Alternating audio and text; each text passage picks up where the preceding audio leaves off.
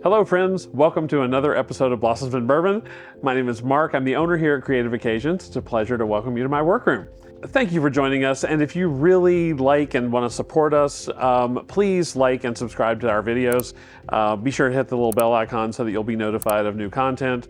Appreciate you guys and all the support. So we all have these beautiful flower pots of some shape or description that are sitting out on our patios, right?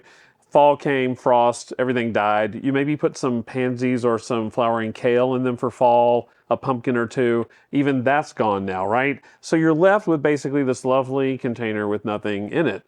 And the way that I prepared this one is I just put a couple of blocks of Oasis foam, scooped out enough dirt that it made room for the foam. The foam is going to do a couple things. First of all, it's going to stabilize the arrangement that we're going to work in. It's a good mechanic for this purpose. Number two, it's going to provide a water source for the flowers. In addition to that, the soil is going to help to keep the Oasis hydrated.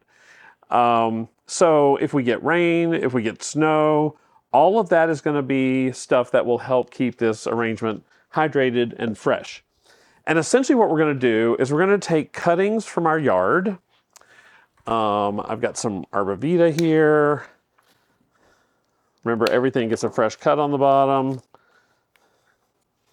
And basically, we're just going to kind of make an arrangement, a large-scale arrangement, in this urn.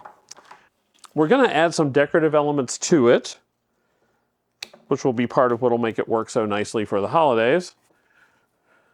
But based on the size of the container, we're going to need an arrangement that's a fairly good size. You know, something that's going to be appropriate for you to keep out and enjoy through the holidays, not just in the warm months when you have your annuals in there, or in the fall when you have your other mums and pumpkins and things like that in there. Now, all of this foliage is foliage that tends to last a long time. This arborvitae certainly does, especially if you've cut it fresh. If you have a live Christmas tree and you're using cuttings from your Christmas tree, you probably would want to maybe hydrate those in some water, give them a fresh cut and hydrate them before you put them in an arrangement like this. That would probably be helpful to the longevity of them, okay? So basically, I'm just going to kind of create a surround with that. I'm going to go back with a little bit of white pine, but first, we're going to have a drink. Because, you know, decorating for the holidays is tough work, right? So tonight's pour is Elijah Craig Toasted Barrel. In full disclosure, I've had this one before. It's delicious. The whole toasted element of this just makes it really interesting. They take a fully mature bourbon product and then they finish it off in newly toasted new oak barrels. So it's kind of like, almost like the Woodford double oak process. So you get a little bit smoother product. The toasted element really comes through in this. It's really super nice. Yeah, kind of caramel, vanilla, some apple. I like that. All right. So one of the things I like about white pine is because it's kind of wispy. It's great for like filling in like that. We can add an element like that that's going to give us a little height and dimension to the arrangement. Jason, what do you think of the Elijah? Good. I thought you might like that one. All right. Something that's going to really help with this kind of fill-in aspect of this is some boxwood. Boxwood is great for this because it's such a dense little product and it's got those little florets of leaves. And pretty quickly, without too much work, you're going to have your arrangement kind of filled in.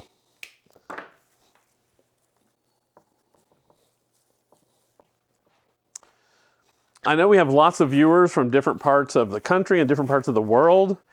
So tell me what it is that's native in your area that you decorate with for the holidays, or are there things that you decorate with? I know that lately I've been communicating back and forth with Jan from Barbados. Jan is trying to encourage me to try rum, you guys, because rum is such an important product in Barbados. So I don't know, Jan, we may have to do an episode with rum.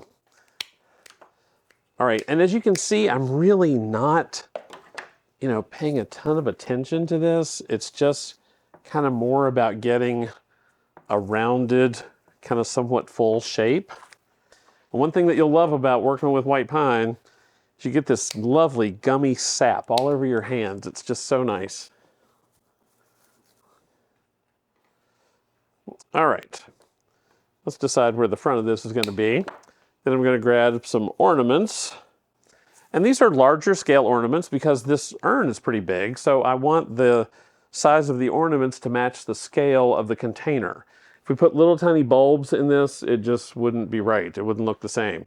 So I prepared these by gluing with hot melt pan glue a stem into the little finial part of the ornament. If this is dirt all the way through, you can leave these long and it'll just jab right down into the foam. And essentially, this is how we're going to go about this. This one had a large opening, so I used 2 sticks on this one just to make sure it was nice and stable.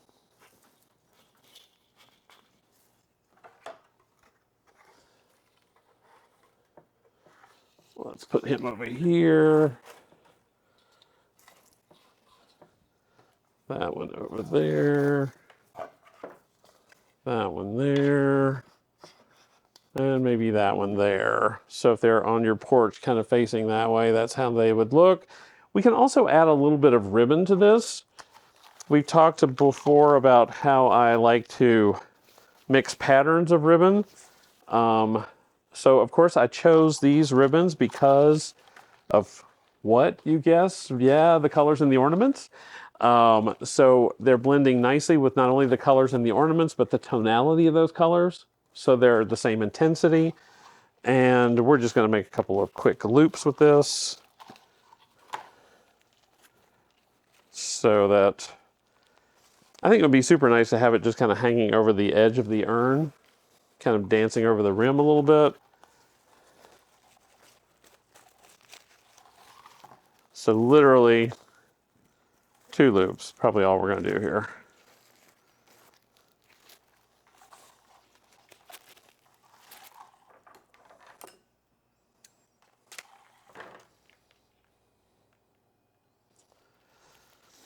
Now, if you don't have a Koei stick, which is, a florist stick, one of the green ones that's specially treated and dyed and all that for floral designs, don't fret, because you can always use something that you have laying on the workroom floor, like a stem from hypericum or the pine or whatever, and just wrap the wire around the stick, wrap it over on itself so it stays nicely there. I'm going to put that over to one side. All right, now let's do a little more fill in with some white pine. Get that flow going. Speaking of getting the flow going, cheers. Do you get a sweet element about this when you, yeah. I read one review that actually called it toasted marshmallows. I don't know that I would think it's that sweet, but you do get a little bit of that smoky, toasted flavor about this Elijah Craig. It's really nice. All right, a little more white pine. The thing I like about white pine too is the texture of it, because it's soft. It kind of has a tendency to kind of soften up the lines of what you're doing.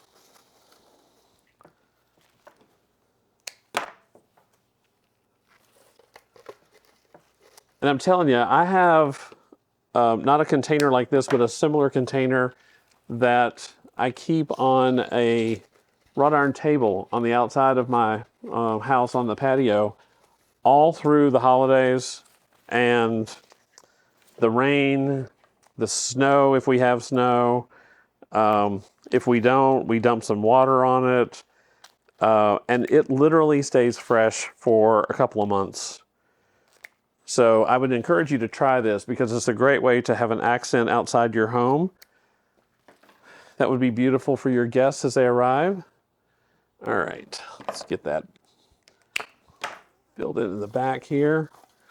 And because in the back I've got a little more space, I'm going to use some magnolia because it's a little denser. It's got a little more substance and body to it. And yeah, look how that just filled in that space just really so nicely. If you're a fan of magnolia, and I am, you know, you might even want to be thinking about a way to kind of feature that in the front. All right, one more bit of, oh, I know, we've got some holly. Let's do holly.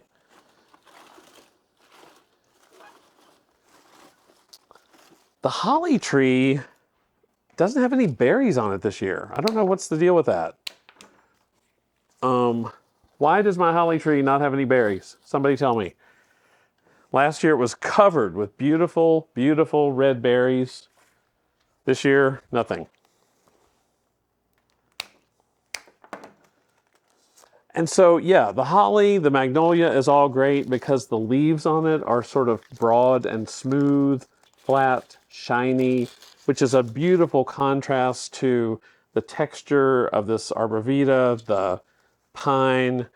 Certainly if I had a Christmas tree at this time and was using trimmings from the tree, that would be another small needle textured thing. Let me look. Okay, I think we're good. Let's hop that up on the counter here. All right, so there we go. A nice, beautiful accent for outside your home. Something that's using a planter container that you already have in place. You don't have to do a lot of prep to it.